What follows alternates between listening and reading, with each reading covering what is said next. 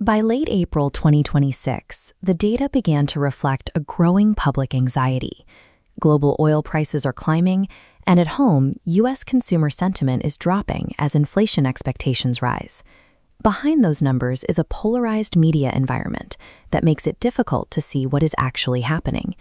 The reporting on global instability is currently buried under a wall of conflicting noise. One side of the media cycle frames the week's chaos as a necessary test of strength, arguing that applying maximum pressure to foreign adversaries is the only way to force accountability. The other side characterizes these same events as the dangerous fallout of an erratic foreign policy, claiming that ordinary consumers are now being forced to pay the price for unnecessary escalation.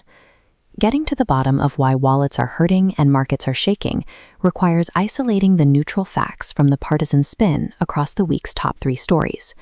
The baseline begins in the Middle East. A fragile U.S.-Iran ceasefire is being tested by disruptions at the Strait of Hormuz. Right-leaning commentators argue envoys create leverage, while critics argue this brinkmanship drives energy market volatility. Currently, diplomacy is being handled through Pakistan, though the process is stalled. Iranian Foreign Minister Abbas Araghchi has reportedly ruled out any direct talks with the U.S., leaving the ceasefire in a state of high uncertainty. Markets are reacting to that stalemate. Following reports of gunfire affecting container ships in the Strait, Brent crude oil prices began pushing toward $100 a barrel. The situation in Hormuz remains unstable. It functions as an active security crisis that is now a primary driver of global inflation risk. Domestically, the Justice Department just dropped its criminal investigation into Federal Reserve Chair Jerome Powell. The probe had focused on cost overruns during a $2.5 billion renovation of Fed buildings in Washington. To the left, the investigation looked like an attempt to intimidate the Fed into lowering interest rates. To the right, it was a necessary attempt to bring oversight to an insulated group of powerful, unelected officials. The facts sit between those views.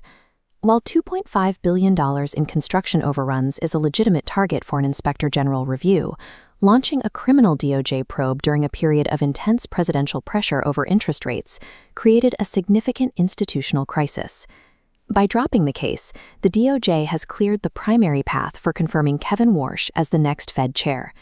While the legal pressure on Powell has ended, the question of how independent the Federal Reserve will remain under its next leader is still the subject of deep market anxiety. On April 25th, the scale of the war in Ukraine intensified. Russia launched an overnight assault, using a barrage of over 600 drones and missiles, targeting the city of Dnipro and the surrounding regions. From a liberal perspective, this attack is proof that failing to supply air defenses to Ukraine directly endangers civilians and emboldens Russian aggression. The conservative response is divided.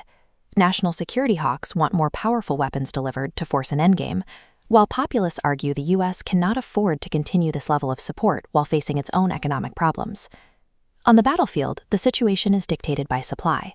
Ukraine is maintaining a high interception rate, but their inventory of advanced interceptors is critically low. This has become a war of industrial capacity.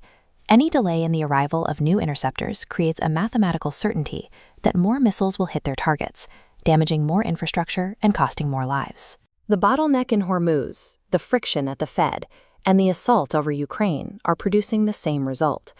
This is the intersection of geopolitical and institutional friction. Shipping disruptions in the Middle East drive up energy costs, while the instability surrounding the leadership of the Fed makes it harder for markets to predict interest rate policy. These unresolved stresses act as a persistent weight on the global economy. The underlying reality is a dangerous combination of fragile ceasefires and renewed military escalation. As these conflicts persist, they keep the risk of inflation high and markets unstable. While partisan commentators argue over who is responsible, the ultimate cost of this global instability is currently being absorbed by ordinary consumers and civilians.